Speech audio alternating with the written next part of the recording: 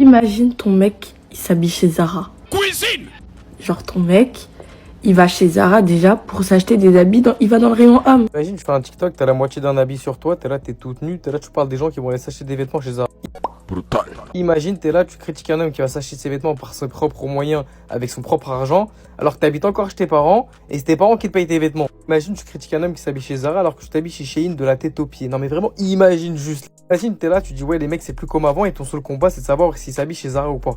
S'il va dans le rayon homme chez Zara. Je sais pas si vous vous rendez compte de la folie là. Imagine, en plus, tu fais un TikTok et ton colis, c'est un faux. Imagine, t'as l'âge de te marier, t'as l'âge d'avoir des enfants.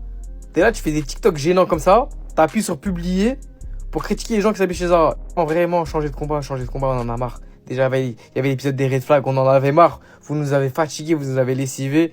Maintenant, t'as des gens comme ça qui vont te parler des magasins où tu vas. Allez dormir, faites une sieste. Je sais pas, faites un truc de votre vie. Arrêtez de parler pour dire n'importe quoi, s'il vous plaît. Pire place où un gars peut t'emmener en date si il te propose ça, juste refuse. La première, bien sûr, c'est tous les fast-food. McDo, Subway, non. Non. Vraiment un gros non. Deuxième place, la deuxième place, c'est les gars qui veulent faire des dates en voiture. T'as l'air d'un gros clown, littéralement. You are a clown. Il n'y a pas moyen dans une voiture où tu fais un date.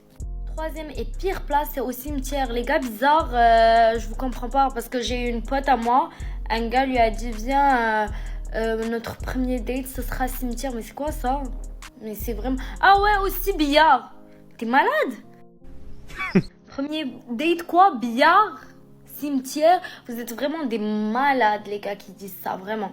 Allez vous soigner. Cet individu-là qui a réagi à ma vidéo lorsque je disais que pour moi, une femme en relation, elle doit porter des strings. Faut arrêter de porter des culottes. T'es avec un homme pour le séduire. Je suis désolé, tu ne peux pas porter des culottes du lundi au dimanche toute l'année.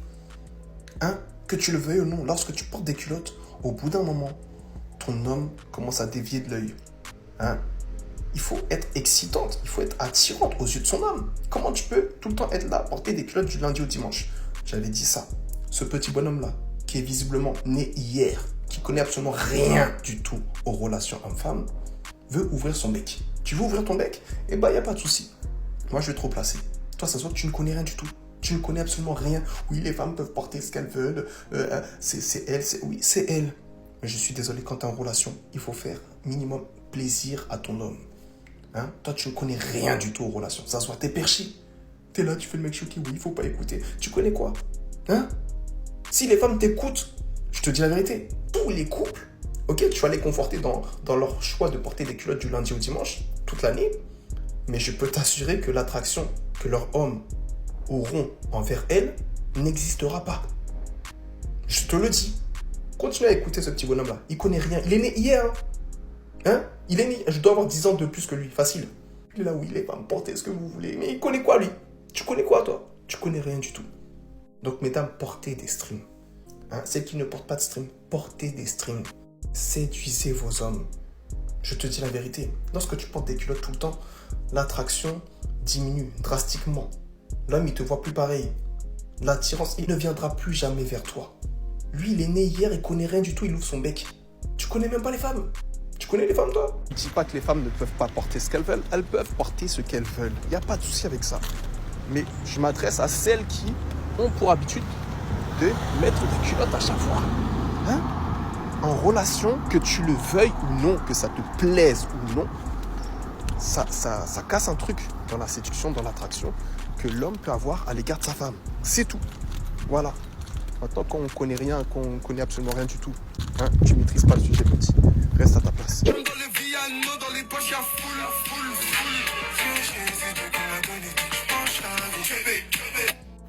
Maintenant, vous comprenez pas pourquoi elles ont des red flags. Vous comprenez pas pourquoi elles ont des red flags. Elles vont dire un mec qui a des pecs, c'est un red flag. Pourquoi? Parce que des gens ont décidé de venir faire tchébé. Oh! Hier, c'était en live, on me dit tchébé. Moi, je suis là. On dirait que je suis un mec de l'application qui ne suit pas sur l'application. Ça, là, j'ai vu ça sur Twitter, même pas sur TikTok. Parce que mon TikTok n'accepte pas les bêtises comme ça. Mais, vous êtes là, et puis vous allez dire, elles ont des red flags, les sockets, les trucs. Mais en fait, c'est à cause des gens comme vous. Parce qu'elles vous voient, vous. Vous venez, vous bougez vos pecs. Tchébé, sur Internet. Certains ont la barbe, les cheveux. Oh là là là là. Quand je discutais de ça avec mon pote là au street, on était comme ça. Je m'entraîne, je ressens ce qu'il dit à travers la cabine. Tu vois, c'est quoi ou quoi? Évidemment, mais même vous, quand on voit, par exemple, même nous, par exemple, pour se mettre en condition, par exemple, on va, par exemple, on fait un peu de boxe, on fait, tu vois, après, on n'est pas des boxeurs, tu vois, mais Tu te défoules. je veux dire, on se défoule, t'as compris, c'est des choses on suit, tu vois, les actualités, tu vois, c'est quelque chose qui a toujours, c'est ancré, on va dire, tu vois, c'est un chemin qu'on aurait pu prendre, tu vois ce que je veux dire, et voilà, c'est quelque chose qui nous plaît. Non, t'as capté? On était tellement choqués qu'on parlait en onomatopée. Parce que, après, les gens vont se plaindre. Je peux plus prendre les patins des gens qui décident de faire les trends, qui nous foutent, nous tous, dans la merde. Bonjour mesdames, j'espère que vous allez bien. Alors, aujourd'hui on se concentre pas sur vos fils, mais plutôt sur les filles. On va se concentrer sur les mamans célibataires et leurs filles. Force est de constater, on a souvent tendance à penser que la compétition ça concerne uniquement les hommes, sauf que c'est pas du tout vrai. Ça concerne également les femmes. Et si, entre parenthèses, la compétition masculine est, très frontale, féminine, celle qui est féminine est, totalement, entre parenthèses, différente. Elle est plus dans la précision, elle est plus dans la manipulation, si je puis dire. Si je dois faire un comparatif, si je dois faire une comparaison, en parallèle, pardon, la première compétition, entre parenthèses, d'un garçon, c'est celle avec son père, si je peux dire. Et c'est la même chose d'une fille vis-à-vis de sa mère, mais dans un certain contexte. Là, en l'occurrence, on parle des mamans qui sont célibataires. J'ai tendance à observer, entre parenthèses, une forme de jalousie de la mère vis-à-vis de la fille. Et bon, comment je pourrais expliquer ça? Tout simplement, une femme, dans son essence même, dans son existence même, elle épouse son environnement. Elle va s'adapter à son environnement, à la personne qui est autour d'elle. Et elle va être fortement impactée par, entre parenthèses, ce qu'elle va recevoir justement de cet environnement-là. Elle va réussir à s'adapter. Mais une femme, dans son essence, a ce besoin, d'une forme de discipline autour d'elle, mais qui ne doit pas spécialement être instaurée par elle-même. C'est, entre parenthèses, à une présence beaucoup plus forte d'instaurer une forme d'ordre, une forme de système, de logique, de cycle, pour qu'elle puisse justement, elle, profiter de cette liberté, de sa liberté féminine, tout simplement, un peu sauvage. En l'occurrence, une femme qui a été frustrée, qui a été déçue par les hommes, aura tendance à, entre parenthèses, manifester cette frustration-là. Et si, en général, elle extériorise cette frustration-là sur un homme, justement, sur, une présence masculine, qui est normalement censée lui apporter ce dont elle a besoin, c'est-à-dire de la stabilité, notamment émotionnelle et autres. Lorsque c'est une maman qui est simplement avec sa fille, la personne qui subit, ça va être sa fille. Outre le fait que il y a en nous toute cette compétition qui est intégrée, notamment chez les hommes, cette confrontation. Chez la femme, ça va être une compétition plus dans l'attention, notamment vis-à-vis de la jante masculine. Ça veut dire que une maman, potentiellement, arrivée après un certain âge, si je puis dire, elle est plus, si je puis dire, au top de sa forme.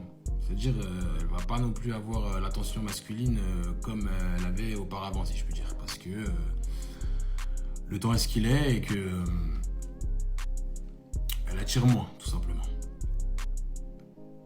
Non pas qu'elle attire plus, elle attire moins.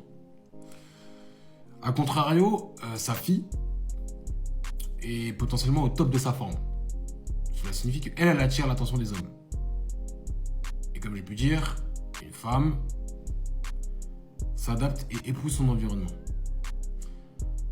Et ça peut être compliqué, ça peut être frustrant de voir que, entre parenthèses, sa fille attire l'attention, mais pas elle, mais plus elle. Et cela concerne que les femmes, si je puis dire, j'ai l'impression, célibataires ou les femmes frustrées dans leur couple ou autre, parce que justement, elles ne peuvent pas s'exprimer avec une énergie masculine, tout simplement. Elles ne peuvent pas s'épanouir dans leur féminité. Et ça, c'est problématique. Le souci, c'est que j'observe énormément de mamans, et elles le font, entre parenthèses, sans le savoir, qui rabaissent leurs filles. Bref, elles veulent tuer la concurrence, concrètement. Elles veulent tuer la concurrence. Tiens, mange de la merde. Tiens, de toute façon, toi, t'es capable de rien faire. Bref, en gros, fais ci, fais ça, quoi, en gros. Fais ci, fais ça, fais ci, fais ça. Bref, elle leur met la pression parce que elles sont frustrées dans leur vie. Donc, je tiens quand même à tirer la sonnette d'alarme parce que, concrètement, elles le font sans le savoir. Elles aiment leur fille, mais il y a quand même cette compétition féminine. Sauf que, bon, si un homme, entre parenthèses, détruit une femme, si je puis dire, cela va se ressentir dans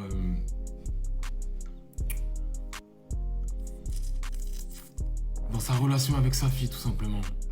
Et notamment si la fille, c'est la fille du mec qui l'a frustrée, notamment.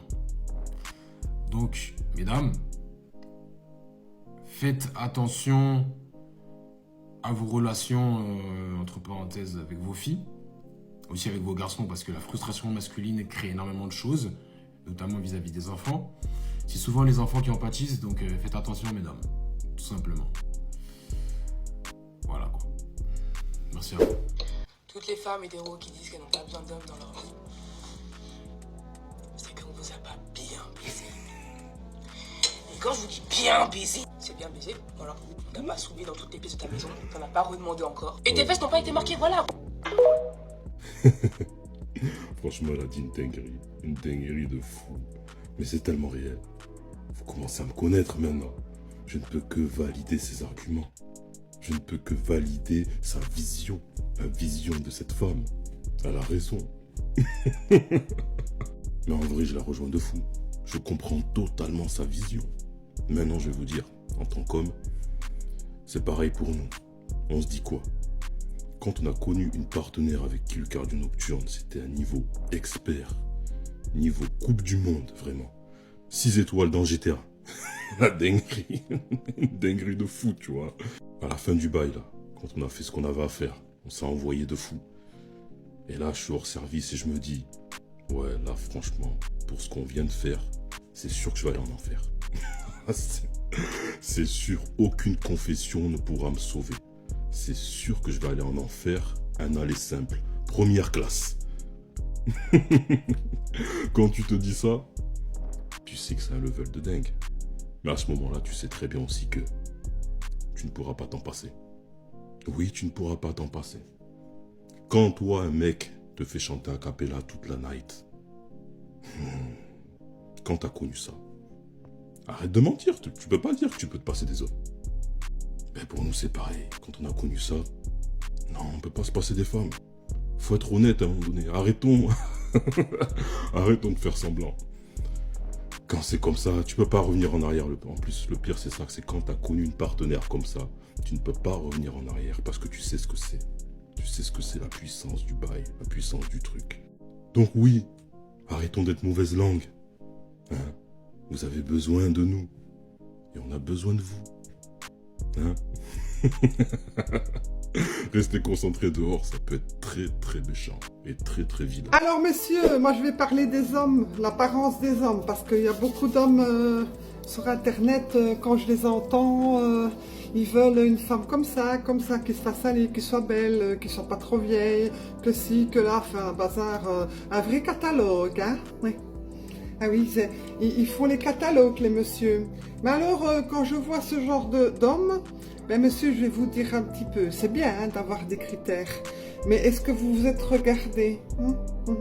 Oui, parce que des fois, même nous qui avons la cinquantaine, vous avez nos âges, eh ben, vous voudriez une jeune ou plus jeune que vous, mais franchement, même nous à la cinquantaine, moi je vous veux pas. Hein. Ah non, franchement, ça donne pas envie. Hein. Moi, je vous le dis. Hein. Vous êtes tous habillés pareil. Vous ne savez même plus faire la différence entre s'habiller la semaine et le week-end. Hein. Déjà, vous êtes toujours en survêt. Hein. Ils savent plus que c'est d'un beau pantalon, une paire de chaussures en cuir, une chemise, pas à cravate, hein, ouverte. Hein. Et vous rasez, vous faire des cheveux normaux, là, pas la boule à zéro, là, comme Bruce Willis. Bruce Willis n'empêche que lui, ça lui va bien. Hein. Mais vous ne savez plus vous habiller et en plus de ça vous ne prenez pas soin de vous parce que la plupart des hommes on parle des femmes, on vient toujours dénigrer la ménopause chez la femme et si là, je peux vous dire que la ménopause c'est qu'on arrête avec les coins c'est une passe chez la femme qui fait qu'elle n'a plus ses règles, elle n'a plus d'enfants, c'est tout, mais elle a toujours des désirs, hein, je peux vous le dire. Hein. Alors, faut arrêter. Et la ménopause ne provoque pas non plus un tombé de tout ce qu'il y avait avant. Hein. Non, non, non, parce que ça s'entretient tout ça. Hein. Mais vous, quand on vous entend, vous n'avez aucun problème. Mais si vous avez un gros problème, déjà vous vous habillez tous comme des ouvriers de gare la semaine et le week-end, hein, même en soirée, ça même pas vous habiller, hein, comme il faut qu'une femme, elle va s'habiller différemment entre la semaine et la soirée, hein, parce que moi je le vois, hein. Mais vous les hommes, vous sortez en soirée, alors souvent, je ne sais pas si vous avez remarqué mesdames, mais moi quand je vais au magasin, ou je vais quelque part où il y a des hommes, mais dès qu'il y a un homme qui passe à côté de moi, je ne sens jamais un bon parfum, non, ça sent le poney. Ça sent le poney. Et déjà ça donne pas envie, quoi. Hein. Mais c'est vrai que sentir même un bon déo chez un homme, quand je vais au magasin ou je vais n'importe où, non. Non, c'est curieux hein, quand même, pourtant ça existe. Hein. Et alors on en parle aussi de leur silhouette. Hein. Déjà la barbe de 4 jours, là, ils trouvent ça beau, viril, enfin moi je trouve ça dégueulasse. Hein. Soit tu as une belle barbe noire, ou alors tu te rases, ça fait déjà plus propre. Hein. Et alors souvent l'état des dents, ça laisse à désirer hein, chez beaucoup d'hommes, hein, parce que ça ils ont peur d'aller chez le dentiste. Hein. Et alors aussi la bibine, hein, voilà, ils ont une bibine hein, souvent. Hein. Alors quand vous avez tous ces hommes-là qui viennent dire que les femmes ci, que les femmes là, mais ils ne se sont pas regardés, vous ne trouvez pas vous? Moi je trouve qu'il y a beaucoup de femmes matures qui sont belles, qui sont allées et tout, parce qu'elles sont libérées, elles n'ont plus de petits-enfants, elles peuvent penser à elles prennent soin d'elles, hein, voilà. Mais eux, ils prennent pas soin de... Non, c'est plutôt le contraire. Et en tout cas, ça me donne plus envie, moi, ces hommes-là qui ont mon âge. Franchement, je les trouve beaucoup plus vieux que leur âge, ils sont négligés, ils sont pas attirants, et alors... quand vous les voyez en slip, vous avez envie de courir. Hein. Déjà, moi, je vois quand je les vois à la piscine, certains, il y en a beaucoup, à part les jeunes qui sont bien parce qu'ils sont jeunes. Mais sinon, quand vous voyez un gars à la piscine, oui, quand vous envoyez un beau de 50 balais, c'est parce qu'il fait du sport, de la piscine et qu'il fait attention à lui. Oui, il y en a, un petit peu. Mais sinon... la plupart des hommes, c'est le bide, là, vous avez le slip qui est calant sous du ventre, quoi. À un moment donné, c'est pas sexy du tout non plus. Ça donne pas envie. Enfin, moi, en tout cas, franchement, quand je regarde, tu sais, nous les femmes, on est comme les hommes, hein, on regarde aussi autour de nous, hein. Et on se dit, comme on dit toujours, c'est pas pour ça qu'on est au régime qu'on ne peut pas regarder le menu, hein, c'est ça. Hein. Et moi, j'aime bien de regarder un petit peu les hommes, parce que je ne suis pas là pour chercher, mais j'observe. Comme un homme qui ne cherche pas une femme, et il va voir une belle femme, il va admirer, c'est bon pour les yeux. Allez. Eh ben, moi, mes yeux, j'ai beau porter des lunettes, je ne sais pas, quand je suis en ville... Et tout, ben, je regarde autour de moi et je me dis, mais mon Dieu, je dis, ils sont éclatés au sol, hein, les hommes de plus de 50 balais. Ils se ressemblent tous. Ils ont la boule à zéro, soit ils ont perdu leurs cheveux ou alors ils rasent. Hein. Ils savent même pas de faire une belle coupe. Et alors c'est toujours une barbe de 3-4 jours là, poivre et sel, que c'est pas beau, hein. C'est pas beau, des fois il y a des trous, et puis ça arrache, hein. C'est piquant, hein, pour une femme, je peux vous le dire. Hein. Et alors, non, moi je trouve que, je sais pas ce que vous en pensez, vous mesdames, mais moi je suis de Belgique, et des fois j'ai envie de me dire, vous savez, il y a des hommes qui disent, nous on va aller chercher des femmes à l'étranger, ben allez-y, hein, si elles vous veulent. Nous, on ne vous veut plus, hein, nous. Je crois que quand on va dans les pays méditerranéens, en Italie, en Turquie et tout ça, là on voit beaucoup des beaux hommes encore. Et curieusement, ils n'ont pas la bibine, ceux-là, ils sont toujours plats. Hein. On ne demande pas d'avoir des plaquettes de chocolat, hein. Pas ça qu'on veut, hein. C'est aussi avoir un homme qui a une belle petite silhouette, hein, par rapport au reste, hein. Alors, ça donne pas envie, Enfin, en tout cas, moi, ça me donne plus envie, hein. Je crois que j'aurais plus de chances d'aller en vacances et de me trouver un bel Italien ou un bel Espagnol, hein, parce que bon, du côté des pays musulmans, ils sont musulmans, donc là, ils sont très beaux, mais pour la culture, non, ça ne va pas. Non, il faut rester quand même sur l'Europe, hein. Mais moi, je vois bien en Belgique, en tout cas, la bière, ça fait des dégâts, hein, parce que c'est la bière, hein, qui fait le ventre, hein. Oui, oui. Et puis alors, ils aiment bien de bouffer aux frites, hein, aux hamburgers, ils bouffent que des merdes, hein, les hommes belges, hein. Ça fait pas attention à eux, hein. Mais à part ça, il faudrait qu'une femme fasse attention à elle. Mais moi, je peux vous dire qu'il y a beaucoup de femmes qui sont bien et qui prennent soin d'elles. Mais les hommes, je sais pas vous, moi. Mais en tout cas, moi, ça me donne pas envie.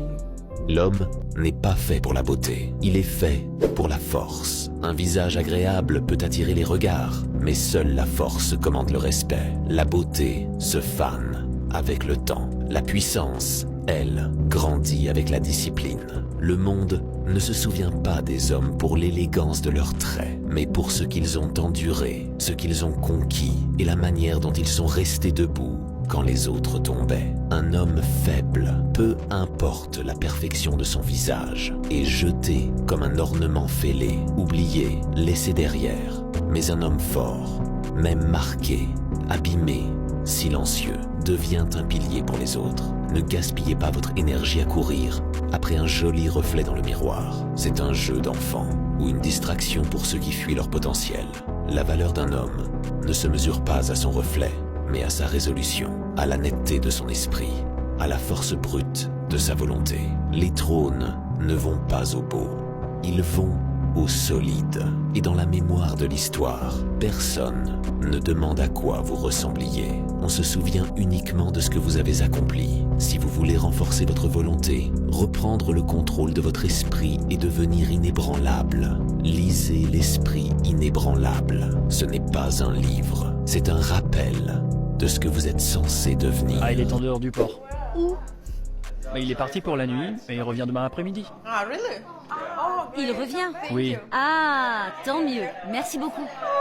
It left, but tomorrow will come. Il est parti, mais demain nous reviendrons.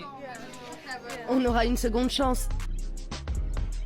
Pour se consoler, elles ont décidé d'aller faire un peu de shopping dans les rues de Gustavia.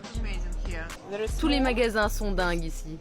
Ils sont petits, ils ont des très belles choses. Et les prix sont pas mal aussi. Par exemple, celui-là, il pratique des prix très raisonnables. En quelques secondes, Tatiana a déjà repéré le sac de ses rêves. Une pochette en python doré. La qualité est bonne et c'est un très bon prix. Seulement 350 € pour du python. Pour ça, ce n'est rien du tout.